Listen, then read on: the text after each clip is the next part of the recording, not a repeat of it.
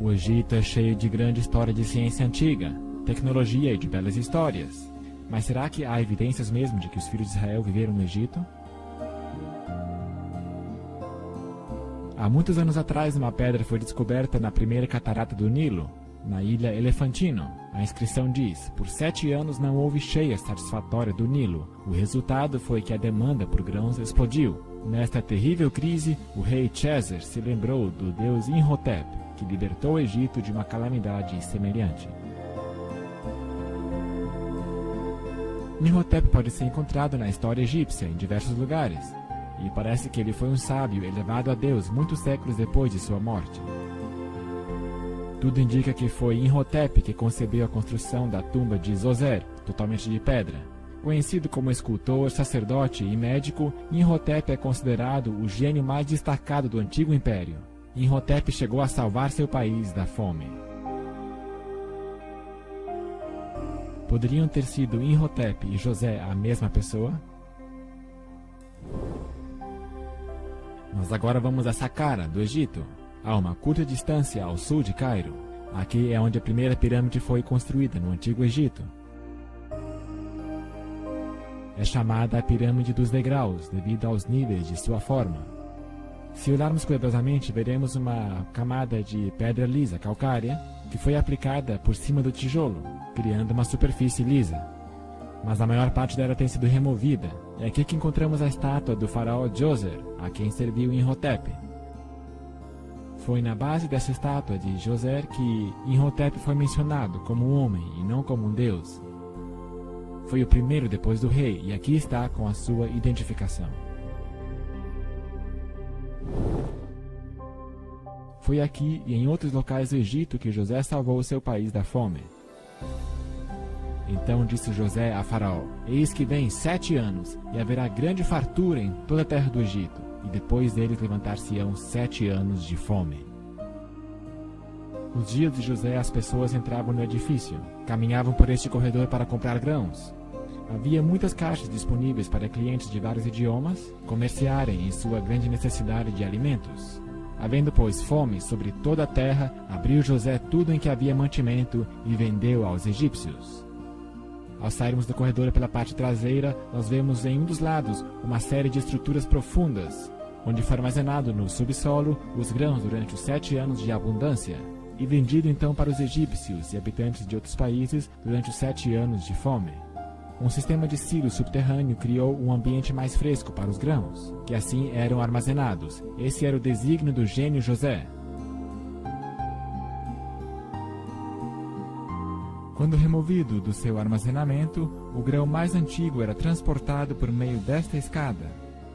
Os silos de grãos foram interconectados por meio de túneis que permitiram os grãos fluírem até um ponto de saída central, ao pé dessa escada. Um registro do processo da remoção de grãos pode ser visto em hieróglifos, como este em Tebes, onde mostra os recipientes de grãos levados para cima por meio da escada. E outro exemplo disso pode ser visto na tumba de Iti. Como modo de honrar a Deus no céu, José construiu esta primeira pirâmide no Egito, em Saqqara, para mostrar a gratidão dele a Deus, em honrá-lo por salvar as pessoas egípcias da fome. Talvez em referência a ela, o Espírito Santo inspirou Isaías mais tarde, dizendo: naquele tempo o Senhor terá um altar no meio da terra do Egito. Anos depois foram construídas muitas grandes pirâmides no Egito, seguindo a dianteira de José, ou Imhotep. 2,3 milhões de grandes blocos de pedra, pesando 2 ou 3 toneladas cada, foram usados na pirâmide maior, fazendo alguns desejarem saber qual tecnologia antiga foi usada para que pudessem ser construídas. Foi um mistério durante séculos. Ron White conduziu pesquisa nesse assunto e trouxe luz a esse quebra-cabeça. Heródoto diz: as pedras para as pirâmides eram erguidas com pequenos esquemas de madeira. Os instrumentos para o erguimento ficavam em cada degrau. Aqui se veem os dispositivos de elevação nos hieróglifos. O instrumento seria usado na lateral de cada pedra a ser levantada.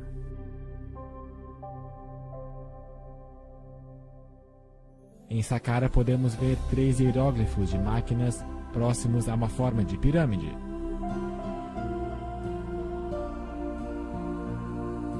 Foram também encontradas alavancas de madeira grande na tumba do rei Tuti, que eram usadas nas máquinas. foram colocadas ao lado dos blocos que seriam elevados e operariam em harmonia. Uma pedra grande era carregada sobre a máquina, então as alavancas de cada lado eram puxadas para baixo por cordas, com manivelas que assim giravam, elevando o bloco de pedra conforme fosse necessário. Quando o bloco chegava à altura apropriada, era rolado sobre o nível e então elevado novamente. Se utilizava uma série de máquinas para erguer tais blocos. Ron White demonstrou esse tipo de máquinas ao Sr. Nazir Vihazen, chefe da Organização de Antiguidades Egípcias do Cairo. A demonstração foi filmada pela televisão japonesa e indo ao ar no Japão. Esta máquina para erguer parece ser uma solução simples. Quando Moisés era bebê, sua mãe adotiva egípcia, Hatshepsut, com o nome de Moisés de Senemut. A serpente na testa dele significa que o seu título era príncipe. Quando adulto, o seu nome egípcio era Tutmose II. O perfil lateral de Moisés demonstra a sua origem hebraica, segundo o formato do seu nariz.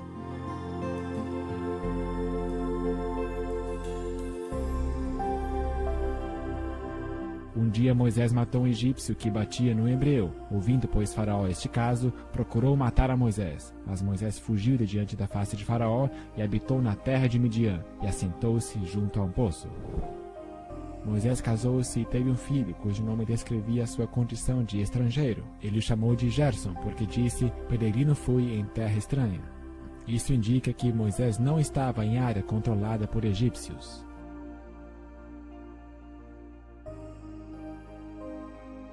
Ora, apacentava Moisés o rebanho de Jetro, seu sogro, sacerdote em Midian, e levou o rebanho atrás do deserto, e chegou ao monte de Deus, a Horebe, e apareceu-lhe o anjo do Senhor em uma chama de fogo do meio de uma sarça. Deus disse a Moisés que tirasse os filhos de Israel para esta montanha, fora do Egito. Depois que as 10 pragas caíram sobre Faraó e sobre os egípcios, ele finalmente concordou deixar Moisés levar os filhos de Israel para fora do Egito. Baseado em pesquisas que ele conduziu, Ron White concluiu que o faraó do Êxodo era Amenófis III. Aqui nós vemos Amenófis recebendo Ong, um tipo de poder e vida nova que seriam infundidos em seu corpo. Ron White especulou que o filho primogênito de Amenófis era Tutankhamon, que foi morto pelo anjo na destruição da 10ª praga. Amenófis e Tut eram corregentes naquele tempo, em 1446 a.C. Surpreendentemente, na Biblical Archaeology Review se declara que a maioria dos arqueólogos não creem no êxodo do Egito. A tradição nos diz que o êxodo conduziu os filhos de Israel à península do Sinai, mas nenhuma evidência foi encontrada de ter os filhos de Israel estado naquele local, e ainda mais por 40 anos. Também a tradição diz que os filhos de Israel cruzaram o Mar Vermelho, numa área que contradiz a narrativa bíblica. Poderiam os lagos amargos ser o Mar Vermelho referido na Bíblia? Poderiam milhares de soldados se afogar em águas relativamente rasas? O Monte Sinai tradicional, chamado Jabel Musa, fica situado na área meridional, montanhosa, da Península do Sinai. Esta área foi escolhida por Helena, a mãe do imperador romano Constantino, no IV século. Não foi escolhida por qualquer evidência arqueológica no local, mas baseada nos sonhos de Constantino, e subsequentemente escolhida por Helena como Monte Sinai. Depois do VI século, o imperador Justiniano construiu o mosteiro de Santa Catarina ao pé da montanha para estabelecer um senso de autenticidade para o local.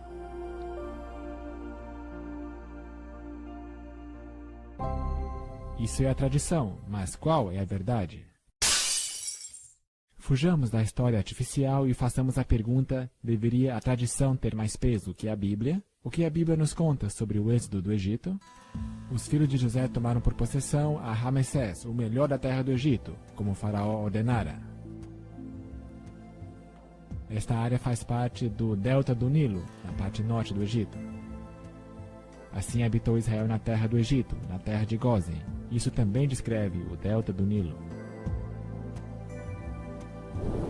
O delta aqui é a parte escura na desembocadura do rio, na parte superior esquerda da imagem, cheio de vegetação em contraste com o deserto circunvizinho. Na noite de Páscoa, o primogênito de cada egípcio morreu na última praga, e então os filhos de Israel deixaram o Egito naquele mesmo dia. A Assim partiram os filhos de Israel de Ramessés para Sucote. Naquele mesmo dia, todos os exércitos do Senhor saíram da terra do Egito.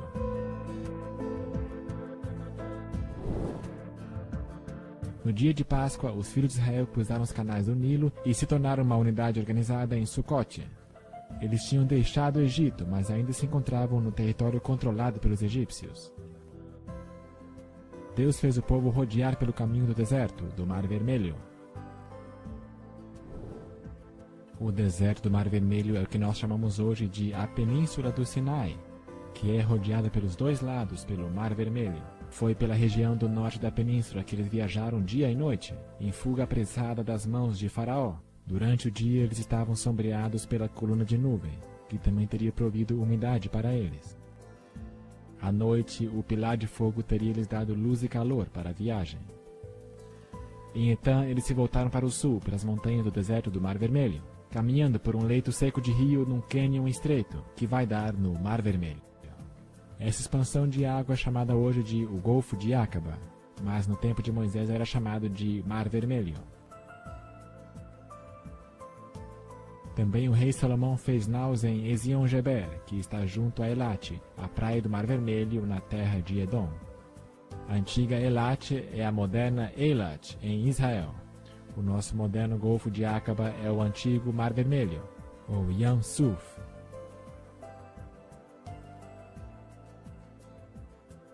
Esta é a praia onde os filhos de Israel foram apanhados em armadilhas, sem escape. Eles saíram do Egito, como indica a reclamação do povo contra Moisés. E o povo clamou a Moisés, dizendo: não havia sepulcros no Egito para nos tirar dali, para que morramos nesse deserto? Por que nos fizeste isto, fazendo-nos sair do Egito? O exército de Faraó estava se aproximando rapidamente, e parecia que a morte era iminente. Os filhos de Israel já estavam fora do Egito, quando se prepararam para cruzar o Mar Vermelho. Essa é a espaçosa praia no Golfo de Acaba, chamada de Nuveiba, que hoje pertence ao Egito. Aqui pareceu que as forças das trevas estavam a ponto de triunfar, mas Deus estava no controle.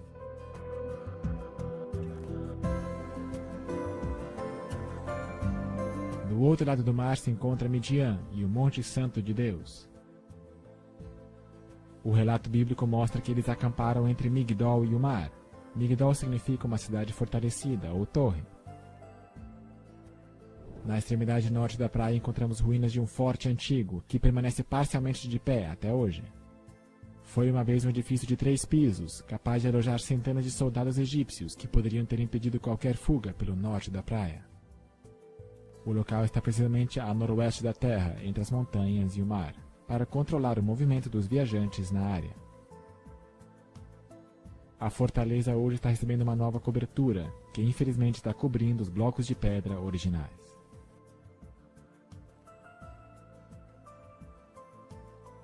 À frente da fortaleza nós podemos ver o trabalho de pedra, que formou a entrada na estrutura.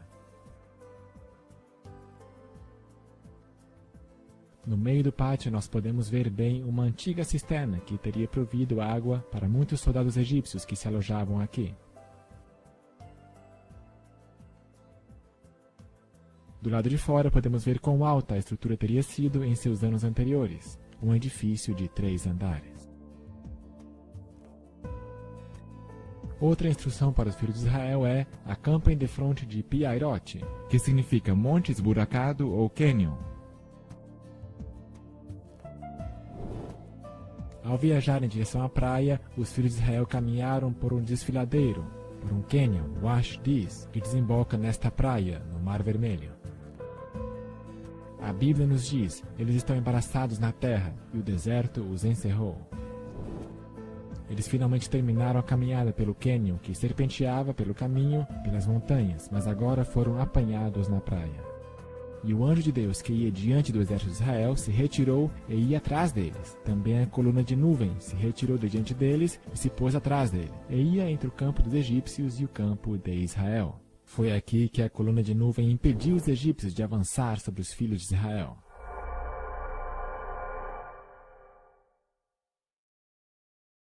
Joséfo nos relata que havia em cada lado um desfiladeiro de montanhas que dava no mar, que era intransponível por ser tão acidentado e impedia sua fuga. Deve haver tido excitação quando chegaram à praia e no mar, mas logo ficaram desapontados ao perceberem a situação. Eles estavam em uma armadilha, esperando a morte pelas mãos do exército de Faraó. Do meio da praia podemos ver a abertura do Piairote ao longo. Mas vamos para o sul, a fim de localizar um marcador surpreendente aqui na praia.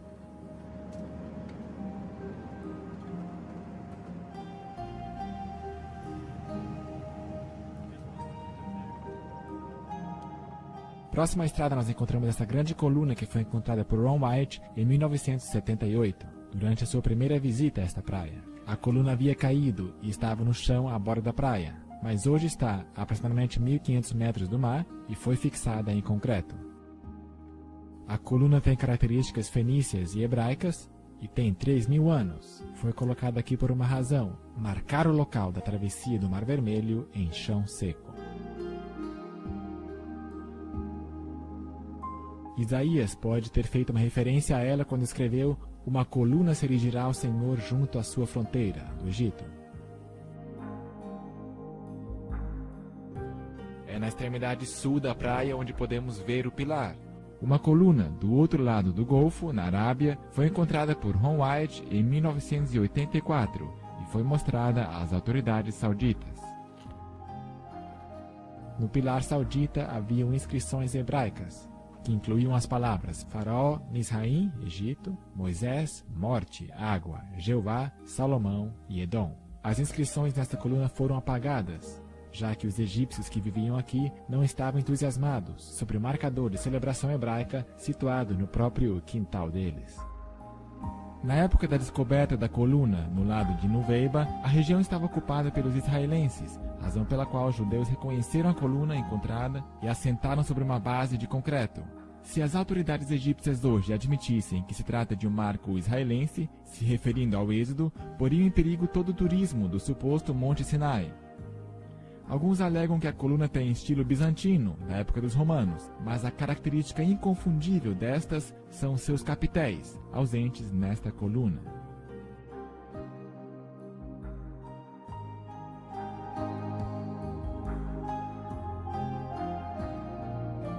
Uma pequena distância em declive e nós chegamos então à extremidade da água, onde um milagre maravilhoso aconteceu, onde Deus proveu proteção a seu povo, mesmo que eles estivessem bravos e reclamando. Não és tu aquele que secou o mar, as águas do grande abismo, o que fez o caminho no fundo do mar para que passassem os remidos? Durante séculos, este local foi conhecido pela travessia do Mar Vermelho neste exato ponto.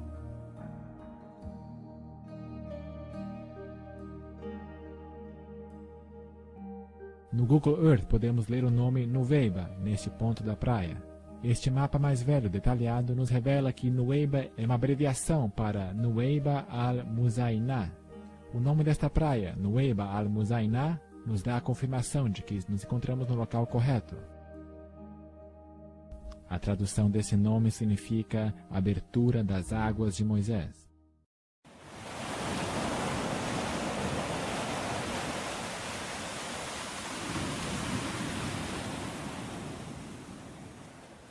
Aqui as águas se abriram pela mão de Deus. Por divina providência temos a confirmação que estamos no local correto. Moisés esteve aqui com os filhos de Israel e as águas se abriram perante eles.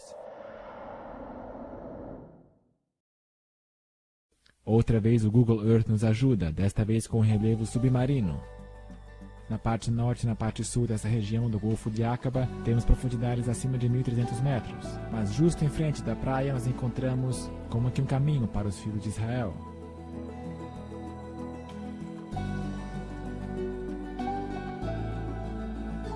Quando Ron White esteve nesse ponto em 1978, ele decidiu procurar nessas águas por evidências das 20.000 carruagens, cavalos e cavaleiros e soldados a pé. O que ele achou foi confirmado por outros. Mergulhar nessas águas é extremamente fácil, uma vez que as águas são cristalinas, tornando a visibilidade alta. Investigações acharam artefatos que confirmam nossas prévias conclusões sobre o local. O chão do mar é liso e arenoso. Nosso primeiro artefato para inspecionar é esta roda de carruagem, que ainda apresenta 3 dos 4 raios originais. Mas o centro se estende para cima. Nós vemos ângulos de 90 graus aqui, que é uma evidência de estrutura artificial. Bíblia diz: o Senhor viu o campo dos egípcios e tirou-lhes as rodas dos seus carros.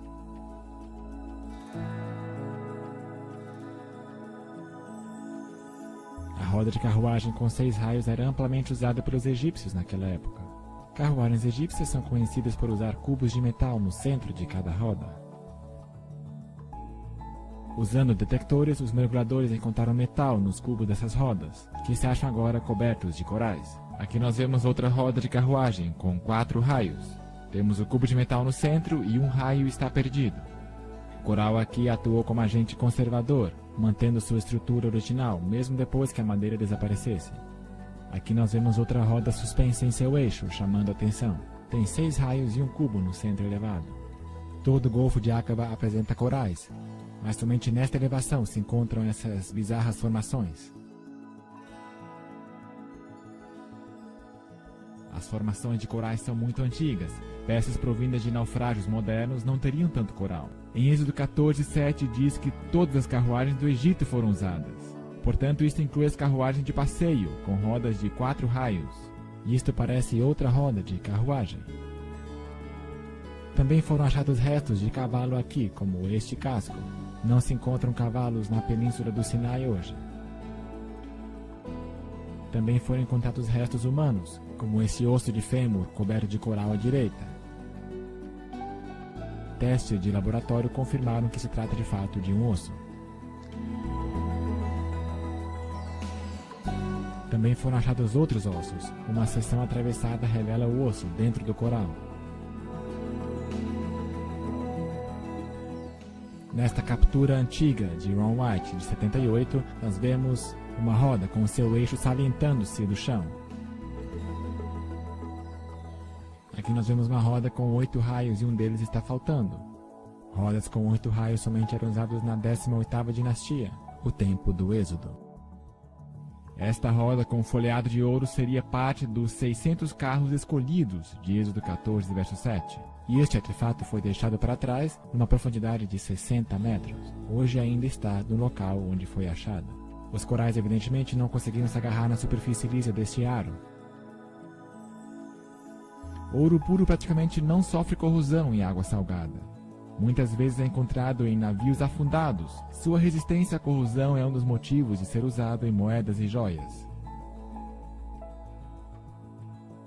Uma vez que há partes de carruagem nesse lado do mar da travessia, poderia haver outras partes do outro lado do Golfo, demonstrando uma continuação desses artefatos. Na costa oposta de Nuweiba, uma inspeção no chão do mar da Arábia Saudita também foi realizada para ver se podem se encontrar partes de carruagem deste lado da travessia do Mar Vermelho. Investigando o lado saudita do Golfo, Videla Ponten encontrou este belo círculo, uma outra roda de carruagem com um cubo elevado no centro. Portanto, com tantas evidências, deve-se concluir que o real Monte Sinai se encontra na Arábia Saudita, em Midian, do mesmo jeito que a Bíblia o descreveu.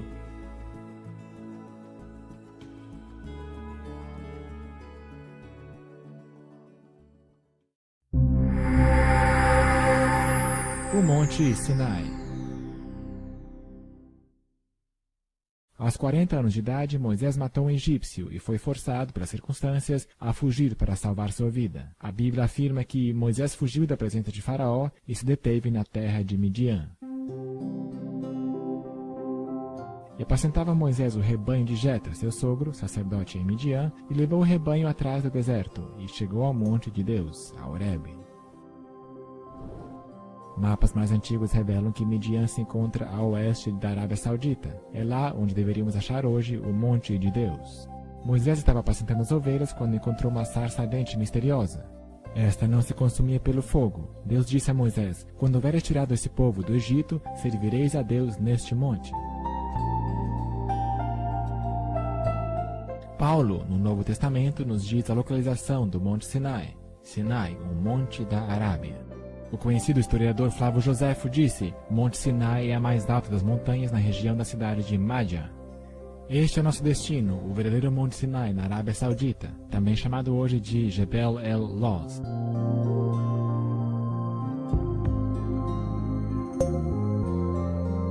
Herschel Shonks, editor da Biblical Archaeology Review, escreveu para Newsweek que Jebel el-Lawz é o sítio mais indicado para o Monte Sinai.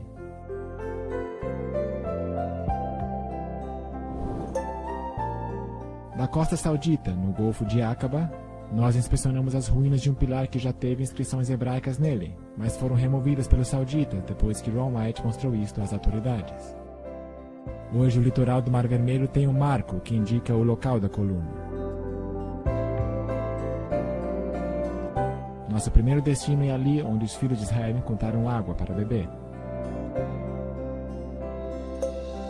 Então vieram a Elim, e ali havia 12 fontes de água e 70 palmeiras. Usando o programa Google Earth, podemos encontrar o local onde é Elim. Hoje, permanece com todas as verdes palmeiras agrupadas no cânion, ou Wadi. No chão ainda podemos encontrar poços circulares em operação hoje. Claro que há mais de 70 palmeiras aqui hoje, mas incrivelmente 12 fontes de água ainda estão aqui em Elim.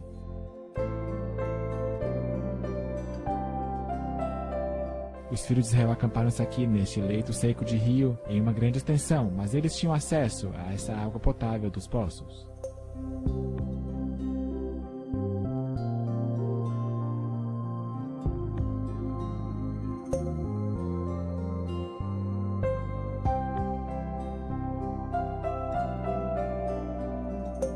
E partindo de Elim, toda a congregação dos filhos de Israel veio ao deserto de Sim, que está entre Elim e Sinai.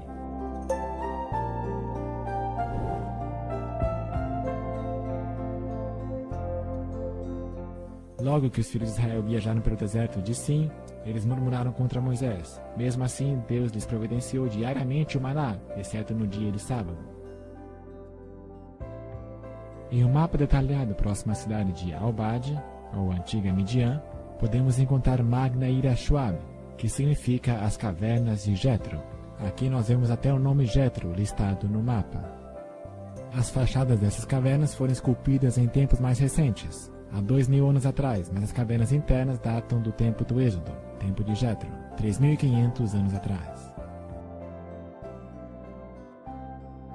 Então disse o Senhor a Moisés: Eu estarei ali diante de ti sobre a rocha, em Horebe, e tu ferirás a rocha, e dela sairão águas, e o povo beberá. A noroeste de Jebel El-Loz, a rocha em Horebe que exploraremos em seguida.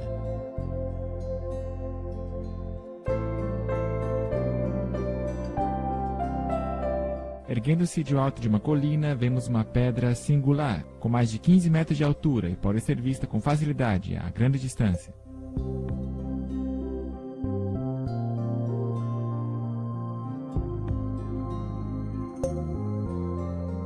Como as pessoas murmuraram pedindo água mais uma vez, Deus ouviu o clamor delas e pediu a Moisés que ferisse a rocha. Então a água jorrou em abundância. A pedra foi fendida ao meio, de cima para baixo, pela mão de Deus.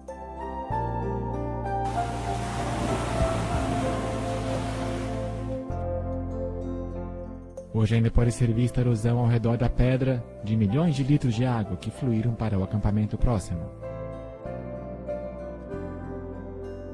Abriu a penha e dela correram águas, correram pelos lugares secos como um rio. A fenda é tão grande que uma pessoa pode entrar pela fenda da rocha.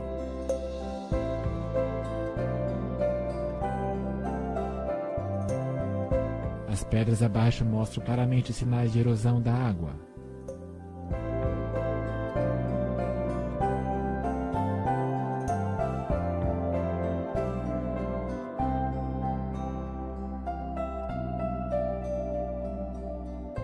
Êxodo 17:15 diz que Moisés edificou um altar e o chamou "O Senhor é a minha bandeira".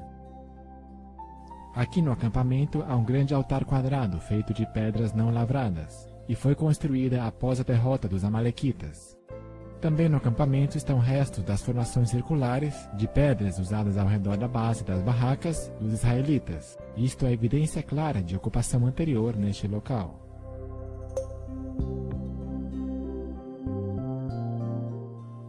Nosso próximo destino é Jebel El-Loz, ou Monte Sinai, o Monte de Deus. Ao cruzarmos as montanhas, nós vemos o cume do Monte Sinai. O cume está enegrecido, marcado pela presença de Deus.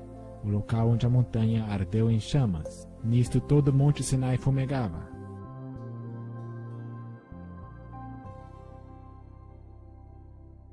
O relato bíblico diz que todo o monte Sinai fumegava, porque o Senhor descera sobre ele em fogo, e a sua fumaça subiu como fumaça de uma fornalha, e todo o monte tremia grandemente. À direita do cume está o local da caverna de Elias.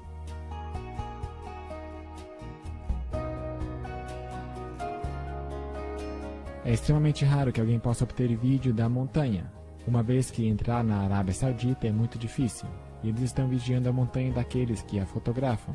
Próximo à base do Monte Sinai está a casa do vigia, e a cerca que protege a área onde muitos artefatos estão localizados, que ajudam a identificar o local.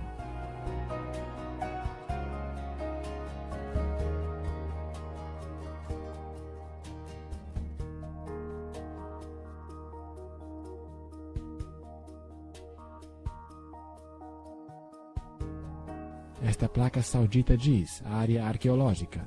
Aviso: não é permitido transpassar infratores sujeitos a penalidades, estipuladas por decreto real.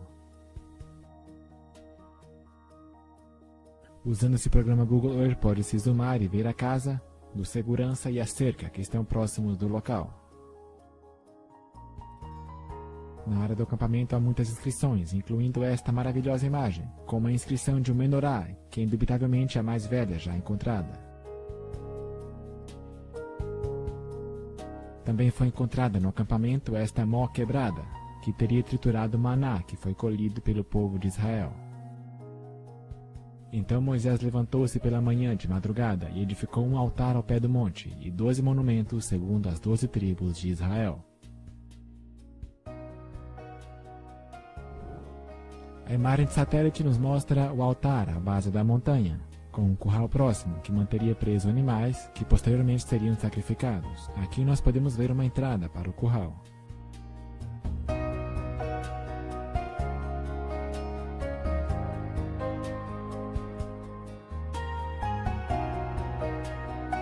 Restos de pilares também se encontram nesta área.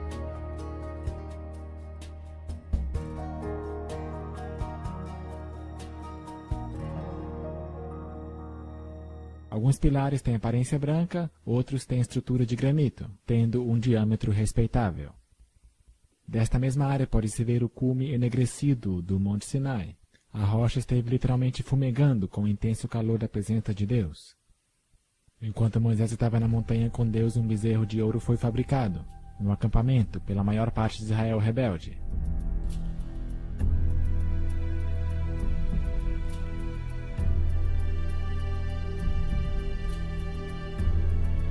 Descendo do monte, Moisés viu as pessoas que dançavam ao redor do bezerro. Aqui temos a visão de cima da montanha, do acampamento, e a base do altar para o bezerro de ouro. Eis aqui a visão satelital do aglomerado de pedras que constituíam a base do altar. No chão nós podemos ver as pedras volumosas e a cerca erguida pelas autoridades sauditas no esforço para preservar este local.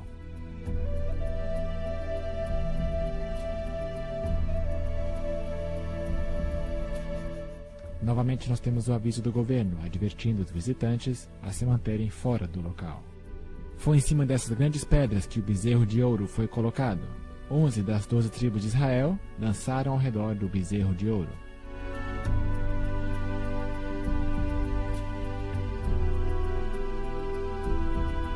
Este foi um ponto alto da rebelião contra Deus.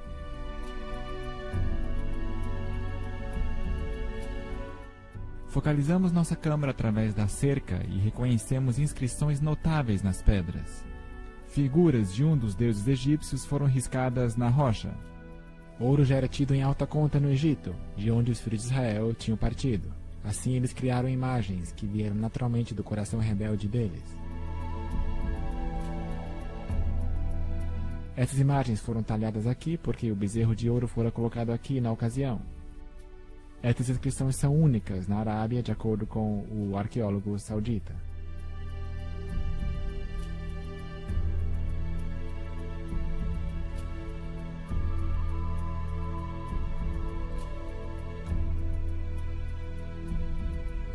O Monte Sinai foi identificado por Ron White e seus filhos inicialmente em 1984. Eles cruzaram a fronteira na Arábia Saudita sem um aviso, para documentar as evidências aqui. Depois de vir à montanha, ele e seus filhos foram capturados e acusados de espionagem. Eles passaram 78 dias em prisão enquanto esperavam a sua execução, até que foram libertados e aqui estão sendo entrevistados pelo canal CBS americano de televisão.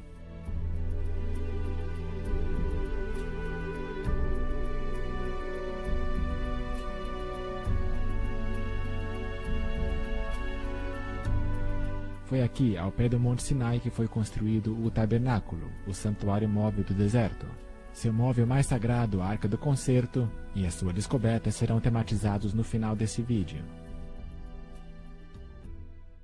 Quando apacentava suas ovelhas, foi aqui que Deus ordenou a Moisés que voltasse e trouxesse os filhos de Israel a este monte de forma que adorassem, juntos em espírito e em verdade.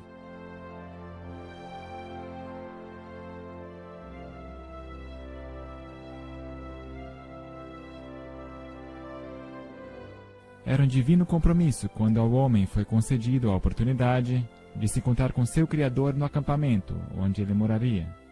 Deus organizou um compromisso amoroso enviado dos céus à terra.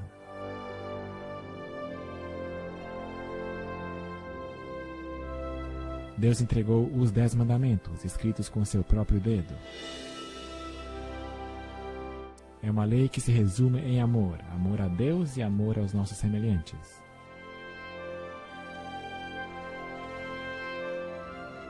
O santuário terrestre seria construído de acordo com o modelo celestial, cada objeto representando o plano da salvação.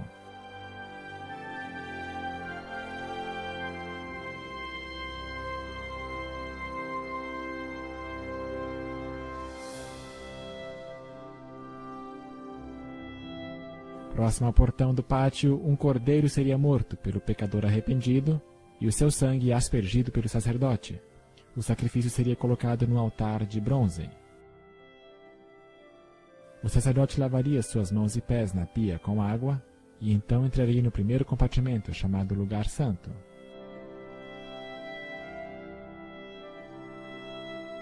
Eis aqui estão 3 objetos importantes. O candelabro de ouro, que representa o Espírito Santo, a verdade, e Jesus, a luz do mundo.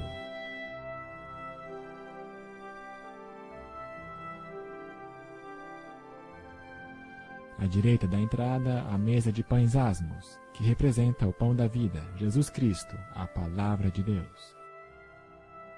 O sacerdote colocaria então sangue nos chifres do altar de incenso e aspergiria sangue no véu, que representa o corpo de Jesus. E uma vez por ano, o sumo sacerdote entrava no Santo dos Santos e aspergiria sangue do lado direito do propiciatório da Arca do Concerto. E o Shekinah, a glória de Deus, cobria toda a arca. Deus desceu à terra por nós para que pudéssemos ser seu povo especial. Os 10 mandamentos que foram dados por Deus a Moisés estavam dentro da Arca do Concerto.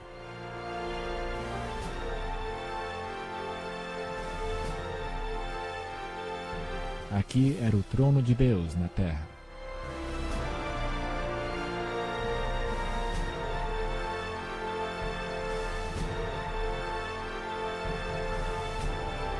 Jesus era o Cordeiro de Deus, o sacrifício oferecido sob o novo concerto para a expiação dos nossos pecados.